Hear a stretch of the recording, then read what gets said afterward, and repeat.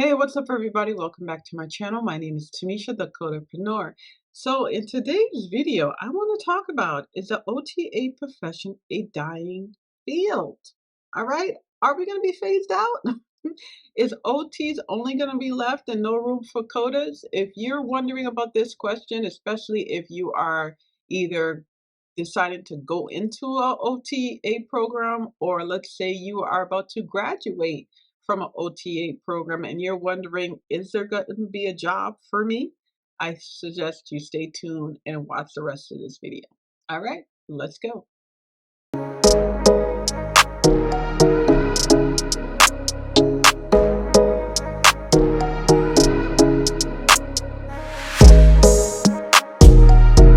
All right, guys. So let's talk about this. This is I would say this is a very interesting topic because I have been hearing this rumor that the OTA profession is a dying profession. It's going to be fading out.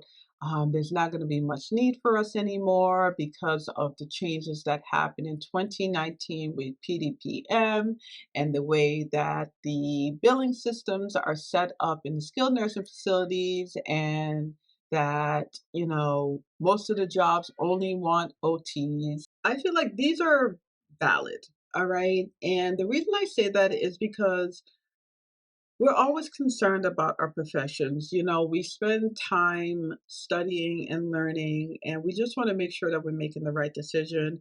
We want to make sure that we have longevity. We want to make sure that we can grow and the profession continues to grow. And, there's jobs, and that's very important. I know sometimes we're like, well, how is AI going to affect our jobs?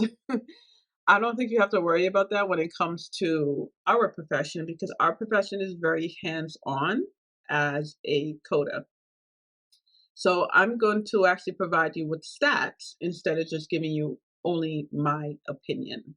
So I decided to look this up, and I went to the Bureau of Labor Statistics to kind of see what the projection is looking like for OTAs. Okay. And it says it's projected that there will be a 24% employment growth for occupational therapy assistants between 2022 and 2032.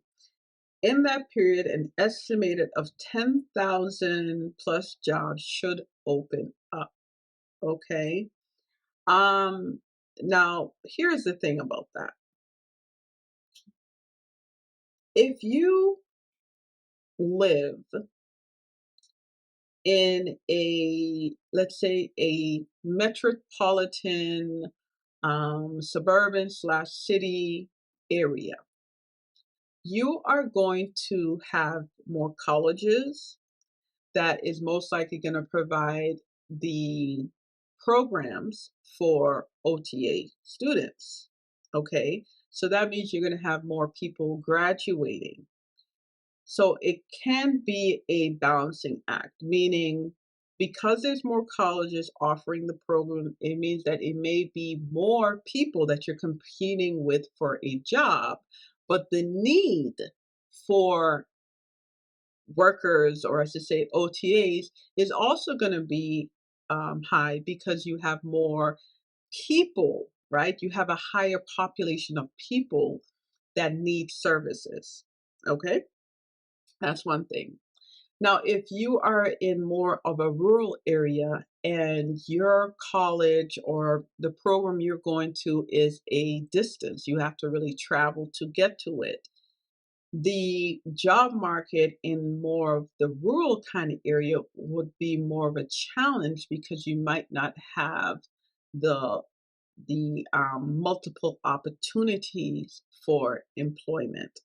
Okay. So that's where it might seem like a challenge. So if you're living in a place that is considered more rural, there's not many colleges, that can affect you when you're looking for a job in this profession. I just want to show you real quick. So let's go to, before we even look up the jobs, let's go right here.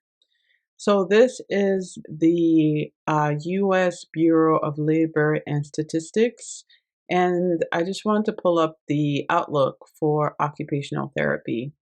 And if you see right down here, okay, this is exactly where I got my information from, that overall employment for occupational therapy assistants and aides are projected to grow 23% from 2022 to 2032. Okay. So that is a good thing, guys. All right. And also has the median pay as well. So this is something you can come and you can look up more detailed information on. So then I said, okay, that's great, but let's see what the jobs are actually looking like. So I went into Indeed and I put in a place that I feel is like city. As I mentioned, city tends to be more busy. And when I put in occupational therapy coda, look at this, 622 jobs popped up. Okay. And if you haven't watched my other video where I talk about what areas pay the highest, California is definitely one of the highest. You can see right here how much they're paying there as well. So, 38 to $45 an hour. And this is for occupational therapy assistant. So I said, okay, that's cool. But what if you live in a rural area, just to go off of what I said? So I did the same thing. I picked a place that I know is pretty rural, and then I've been to Maine, and Maine is as rural as it can get. And based off of OTA, 69 jobs popped up. Okay. So you can see there's like a huge difference there. And you can see there's a difference there with the pay rate. Which this is not unusual. This is pretty much, kind of average. Um, and there you can see there's more jobs there. Okay. So then I said, okay, let me take it a step further. That's great and all right. That kind of backs what I was saying, my theory. But I said, okay, let's look at the schools now. So what I did is I went to aota.org. I went to their website and I decided to go to their school directory. And I put in ME is Maine. So I put in Maine. So I said, okay, OTAs that have an associate degree in the state of Maine. And I said, how many colleges are there? And this is the only college in Maine, just one. So you can see for the ratio of jobs versus the amount of colleges, it goes together. Like I was saying, it goes together. So let's see what California looks like. Let's see. Let's search that.